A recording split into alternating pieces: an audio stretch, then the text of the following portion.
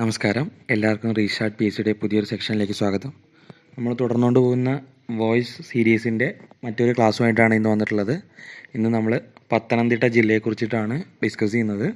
അപ്പോൾ എല്ലാവരും മുഴുവനും കേൾക്കാൻ ശ്രമിക്കുക. പ്രധാനപ്പെട്ട ചോദ്യങ്ങളുണ്ടെങ്കിൽ പ്രത്യേകം എഴുതി വെച്ചിട്ട് തന്നെ പഠിക്കാൻ ശ്രമിക്കുക. റിപ്പീറ്റായി കേട്ട് പഠിക്കുക. നമുക്ക് ക്ലാസ്സിലോട്ട് കിടക്കാം. കേരളത്തിലെ 13ാമത്തെ ജില്ലയായിട്ട് രൂപം കൊണ്ടതാണ് പത്തനംതിട്ട ജില്ല. കേരളത്തിലെ പത്തനംതിട്ട ജില്ലയുടെ രൂപീകരണത്തിന് മുൻകൈയെടുത്ത വ്യക്തി കെ നായരാണ്. കേരളത്തിലെ 13ാമത്തെ ജില്ലയാണ് പത്തനംതിട്ട. കേരളത്തിലെ പത്തനംതിട്ട ജില്ലയുടെ രൂപീകരണത്തിന് മുൻകൈയെടുത്ത വ്യക്തി കെ നായരാണ്. ഏറ്റവും കുറച്ച് റെയിൽ പാതയുള്ള ജില്ല പത്തനംതിട്ടയാണ്. ഏറ്റവും കുറച്ച് റെയിൽ പാതയുള്ള ജില്ല പത്തനംതിട്ടയാണ്. റെയിൽ പാത ഉള്ളതിൽ ഏറ്റവും കുറച്ചുള്ളതാണ് പത്തനംതിട്ട. റെയിൽ പാത ഇല്ലാത്തത് ഇടുക്കിയും വയനാടുമാണ് കേട്ടോ. ദെൻ പത്തനംതിട്ട ജില്ലയിലെ ഏക റെയിൽവേ സ്റ്റേഷൻ തിരുവല്ല. പത്തനംതിട്ട ജില്ലയുമായി അതിർത്തി പങ്കിടുന്ന സംസ്ഥാനം തമിഴ്നാട്. തെക്കൻ കേരളത്തിലെ ഏറ്റവും പ്രായം കുറഞ്ഞ ജില്ല പത്തനംതിട്ട. തെക്കൻ കേരളത്തിലെ ഏറ്റവും പ്രായം കുറഞ്ഞ ജില്ലയാണ് പത്തനംതിട്ട. അത് ആലോചിച്ച് വയ്ക്കുക. കടൽ തീരമില്ലാത്ത ജില്ലകളിൽ തെക്കേ അറ്റത്തുള്ള ജില്ല പത്തനംതിട്ട. കടൽ തീരമില്ലാത്ത ജില്ലകളിൽ തെക്കേ അറ്റത്തുള്ള ജില്ലയാണ് പത്തനംതിട്ട. മൂഴിയാർ ഡാം സ്ഥിതി ചെയ്യുന്ന ജില്ല പത്തനംതിട്ടയാണ്. കക്കാട് പദ്ധതി സ്ഥിതി ചെയ്യുന്ന ജില്ലയും പത്തനംതിട്ട തന്നെയാണ്. തീർത്ഥാടന ടൂറിസത്തിൻ്റെ ആസ്ഥാനം എന്നറിയപ്പെടുന്നത് പത്തനംതിട്ടയാണ്. പ്രധാനപ്പെട്ട അമ്പലങ്ങളായിട്ടുള്ള ശബരിമല, അതുപോലെ തന്നെ ആറന്മുള, ദെൻ അങ്ങനത്തെ അമ്പലങ്ങളൊക്കെ അവിടെ ഉള്ളതുകൊണ്ടാണ് ആ ഒരു പ്രത്യേകത വന്നിട്ടുള്ളത്. പാർത്ഥസാരഥി ക്ഷേത്രം സ്ഥിതി ചെയ്യുന്നത് ആറന്മുളയാണ്. പത്തനംതിട്ടയിലുള്ള ആറന്മുളയിലാണ് പാർത്ഥസാരഥി ക്ഷേത്രം. ജലത്തിലെ പൂരം എന്നറിയപ്പെടുന്നത് ആറന്മുള വള്ളംകളിയാണ്. ജലത്തിലെ പൂരം എന്നറിയപ്പെടുന്നത് ആറന്മുള വള്ളംകളി. ഉത്രട്ടാതി വള്ളംകളി ആറന്മുള വള്ളംകളി നടക്കുന്ന, അതായത് ആറന്മുള വള്ളംകളി, ഉത്രട്ടാതി വള്ളംകളിയാണ് ആറന്മുള വള്ളംകളി നടക്കുന്ന നദി പമ്പ നദിയിലാണ് നടക്കുന്നത്. ഉത്രട്ടാതി വള്ളംകളി അഥവാ ആറന്മുള വള്ളംകളി നടക്കുന്ന നദി പമ്പ നദിയാണ്. പ്രത്യേകം ശ്രദ്ധിച്ചു വയ്ക്കുക. ചോദിച്ചിട്ടുണ്ട് ഒരു പ്രാവശ്യം, ആറന്മുള വള്ളംകളി ഏത് നദിയിലാണ് നടക്കുന്നത് എന്ന് ചോദിച്ചിട്ടുണ്ട്. പമ്പ നദിയിലാണ്. നീളത്തിൽ 3ാം സ്ഥാനത്ത് ഉള്ള നദിയാണ് പമ്പ. 176 കിലോമീറ്ററാണ് പമ്പയുടെ നീളം. അപ്പോൾ കേരളത്തിലെ ഏറ്റവും വലിയ നദി പെരിയാറാണ്. രണ്ടാമത്തേത് ഭാരതപ്പുഴ. 3ാം സ്ഥാനം നമ്മുടെ പമ്പയ്ക്കാണ്. പത്തനംതിട്ട ജില്ലയിലെ ജലവൈദ്യുത പദ്ധതി ശബരിഗിരിയാണ്. ശബരിഗിരി പദ്ധതി സ്ഥിതി ചെയ്യുന്ന ജില്ല പമ്പ നദിയാണ്. ശബരിഗിരി പദ്ധതി സ്ഥിതി ചെയ്യുന്ന നദി പമ്പ നദിയിലാണ്. മധ്യ തിരുവിതാംകൂറിൻ്റെ ജീവനാഡി എന്നറിയപ്പെടുന്ന നദി പമ്പയാണ്. മധ്യ തിരുവിതാംകൂറിൻ്റെ ജീവനാഡി എന്നറിയപ്പെടുന്ന നദിയാണ് പമ്പ. AD 57 സെൻറ്റ് തോമസിനാൽ നിർമ്മിക്കപ്പെട്ടു എന്ന് വിശ്വസിക്കുന്ന നിരണം പള്ളി സ്ഥിതി ചെയ്യുന്നത് പത്തനംതിട്ടയിലാണ്. AD 57 സെൻറ്റ് തോമസിനാൽ നിർമ്മിക്കപ്പെട്ടു എന്ന് വിശ്വസിക്കുന്ന നിരണം പള്ളി സ്ഥിതി ചെയ്യുന്നത് പത്തനംതിട്ടയിൽ. കേരളത്തിലെ താറാവ് വളർത്തൽ കേന്ദ്രം നിരണമാണ്. കേരളത്തിലെ താറാവ് വളർത്തൽ കേന്ദ്രമാണ് നിരണം. നിരണം കവികളുടെ ജന്മദേശം പത്തനംതിട്ട. നിരണം കവികൾ ആരൊക്കെയാണെന്നൊരു പ്രാവശ്യം ചോദിച്ചിട്ടുണ്ട്. മാധവ പണിക്കർ, ശങ്കര പണിക്കർ, രാമപണിക്കർ. പ്രത്യേകം ശ്രദ്ധിച്ചു വയ്ക്കുക. നിരണം കവികളുടെ ജന്മദേശം പത്തനംതിട്ട. നിരണം കവികൾ ആരൊക്കെയാണ്? മാധവ പണിക്കർ, ശങ്കര പണിക്കർ, രാമപണിക്കർ. ദെൻ ഇന്ത്യയിൽ സീറോ ജനസംഖ്യാ വളർച്ചാ നിരക്ക് കൈവരിച്ച ആദ്യ ജില്ലയാണ് പത്തനംതിട്ട. ജനസംഖ്യാ വർധന നിരക്ക് ഏറ്റവും കുറഞ്ഞ ജില്ല പത്തനംതിട്ടയാണ്. -3.12% പത്തനംതിട്ട ജില്ലയുടെ ജനസംഖ്യാ വർധന നിരക്ക്.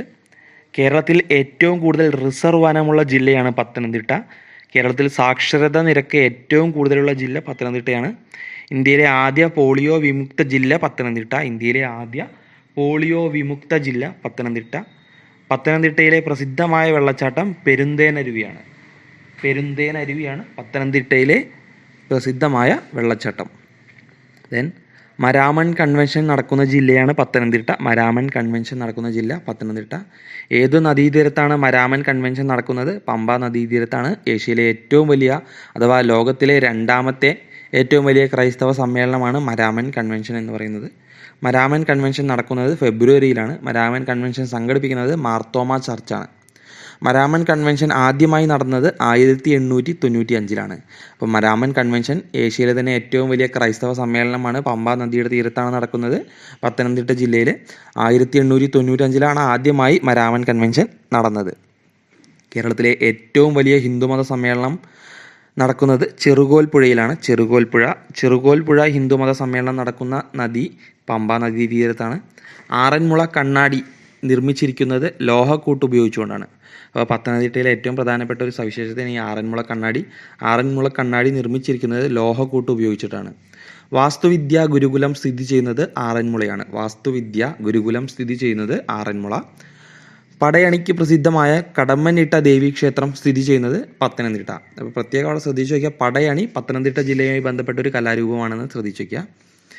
ഓർമ്മ പെരുന്നാൾ നടത്തുന്ന പത്തനംതിട്ട ജില്ലയിലെ ക്രിസ്തീയ ദേവാലയം മാർഗ്രിഗോറിയസ് ദേവാലയമാണ്.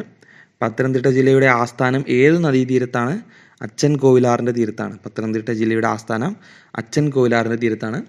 ദക്ഷിണ കുംഭമേള എന്നറിയപ്പെടുന്നത് ശബരിമല മകരവിളക്കാണ്. ദക്ഷിണ കുംഭമേള എന്നറിയപ്പെടുന്നത് ശബരിമല മകരവിളക്കാണ്. ഇന്ത്യയിലെ സീസണിൽ വരുമാനം ഏറ്റവും കൂടുതലുള്ള ക്ഷേത്രം.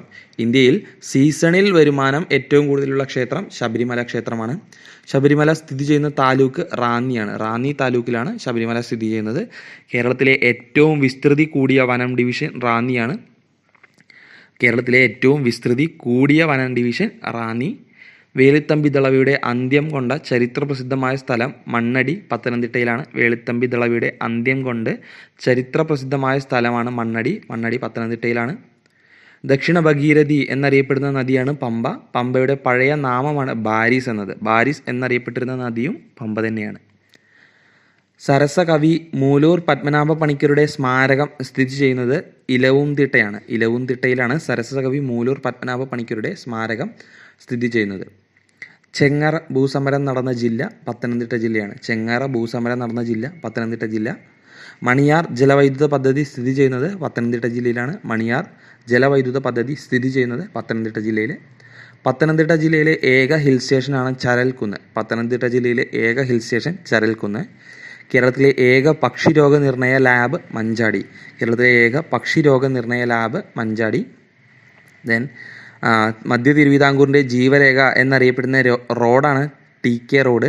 തിരുവല്ല മുതൽ കുമ്പഴ വരെയുള്ള റോഡാണ് തിരുവല്ല കുമ്പഴ റോഡാണ് ഈ TK റോഡ് എന്നറിയപ്പെടുന്നത്. വർഷം മുഴുവൻ പൂത്തു നിൽക്കുന്ന കണിക്കൊന്ന മരമുള്ള പത്തനംതിട്ടയിലെ പുരാതന ക്ഷേത്രമാണ് ആനിക്കാട്ടിലമ്മ ക്ഷേത്രം. വർഷം മുഴുവൻ പൂത്തു നിൽക്കുന്ന കണിക്കൊന്ന മരമുള്ള പത്തനംതിട്ടയിലെ പുരാതന ക്ഷേത്രമാണ് ആനിക്കാട്ടിലമ്മ ക്ഷേത്രം. ദെൻ ആനക്കൂട് സ്ഥിതി ചെയ്യുന്ന സ്ഥലം കോന്നി. കേരളത്തിലെ ആനക്കൂട് സ്ഥിതി ചെയ്യുന്ന സ്ഥലമാണ് കോന്നി. കോന്നി ആനക്കൂട് സ്ഥാപിതമായത് 1942 കോന്നി ആനക്കൂട് നിർമ്മിക്കുന്നതിനായി ഉപയോഗിച്ച മരം കമ്പകം മരമാണ്. കമ്പകം. കോന്നി ആനത്താവളത്തെക്കുറിച്ച് പ്രതിപാദിക്കുന്ന പുസ്തകം ഐതിഹ്യമാലയാണ്.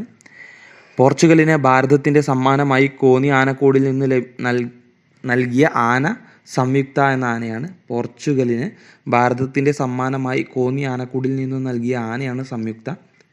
ഗവി ഇക്കോ ടൂറിസം പദ്ധതി നടപ്പിലാക്കിയിരിക്കുന്ന ജില്ല പത്തനംതിട്ട ജില്ലയാണ്. ഗവി ഇക്കോ ടൂറിസം പദ്ധതി നടപ്പിലാക്കിയിരിക്കുന്ന ജില്ല പത്തനംതിട്ട.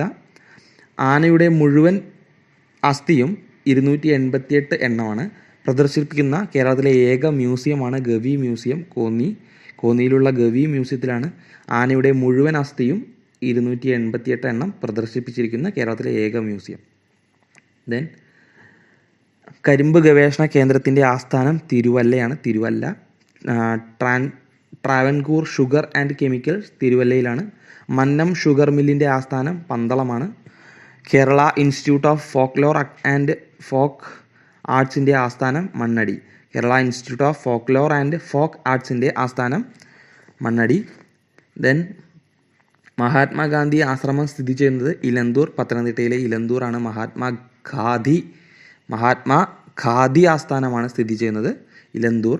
മഹാത്മാഗാന്ധിയുടെ നിർദ്ദേശമനുസരിച്ച് മഹാത്മാഗാന്ധി ആശ്രമം സ്ഥാപിച്ചത് TP ഗോപാലപിള്ളയാണ് 1941. ഖാദി തുണിത്തരങ്ങളുടെ വിപണനത്തിനായി TP ഗോപാലപിള്ള രൂപീകരിച്ച പദ്ധതി 1 പൈസ നിക്ഷേപമാണ്. 1 പൈസ നിക്ഷേപം. ദെൻ പത്തനംതിട്ടയിലെ പ്രധാനപ്പെട്ട ചിലന്തി ക്ഷേത്രമാണ് കൊടുമൺ ക്ഷേത്രം. ആശ്ചര്യ ചൂടാമണി രചിച്ച ശക്തിഭദ്രൻ്റെ ജന്മസ്ഥലം കൊടുമൺ. അപ്പോൾ 2 ചോദ്യങ്ങളായോടെ. ആശ്ചര്യ ചൂടാമണി രചിച്ചത് ശക്തിഭദ്രനാണ്. അദ്ദേഹത്തിൻ്റെ ജന്മസ്ഥലം കൊടുമണ്ണാണ്. ഗുരു നിത്യചൈതന്യയതിയുടെ ജന്മസ്ഥലം വാഗയാറാണ്. വാഗയാർ. ദെൻ പത്തനംതിട്ടയിലെ പ്രധാനപ്പെട്ട ക്ഷേത്രങ്ങളും കാഴ്ചകളുമാണ് ശബരിമല, വാസ്തുവിദ്യാ ഗുരുകുലം, ചെറുകോൽപ്പുഴ കൺവെൻഷൻ, മരാമൻ കൺവെൻഷൻ, കടമ്മനിട്ട ദേവീക്ഷേത്രം, കോന്നി ആനക്കൂട്, മണ്ണടി ക്ഷേത്രം, മൂലൂർ സ്മാരകം, പരുമല പള്ളി, പെരുന്തേനരുവി വെള്ളച്ചാട്ടം, കവിയൂർ മഹാദേവ ക്ഷേത്രം, മലയാലപ്പുഴ ദേവി ക്ഷേത്രം എന്നിവയെല്ലാം പത്തനംതിട്ടയിലെ പ്രധാനപ്പെട്ട കാഴ്ചകളാണ്. അപ്പോൾ ഇത്രയാണ് നമുക്ക് പത്തനംതിട്ടയെക്കുറിച്ച് പറയുന്നത്. അതിൽ കുറച്ച് ചോദ്യങ്ങൾ പ്രധാനപ്പെട്ട ചോദ്യങ്ങളായിട്ട് വന്നിട്ടുണ്ട്, പ്രത്യേകം ശ്രദ്ധിച്ചു വയ്ക്കുക. മരാമൻ കൺവെൻഷനെ കുറിച്ചുള്ള ചോദ്യങ്ങൾ, അതേപോലെ പമ്പാ നദിയെക്കുറിച്ചുള്ള ചോദ്യങ്ങൾ, ഉത്രട്ടാതി വള്ളംകളിയെക്കുറിച്ചുള്ള ചോദ്യങ്ങൾ, ഇതെല്ലാം പ്രധാനപ്പെട്ട ചോദ്യങ്ങളാണ്. ഒന്നുകൂടി റിപ്പീറ്റ് ചെയ്ത് കേട്ട് പ്രധാനപ്പെട്ടതെന്ന് തോന്നുന്നതൊക്കെ എഴുതി തന്നെ പഠിക്കുക, ശ്രദ്ധിക്കുക. അടുത്തൊരു ടോപ്പിക്കുമായിട്ട് നമ്മൾ അടുത്ത ക്ലാസ്സിൽ വരാം. Thank you.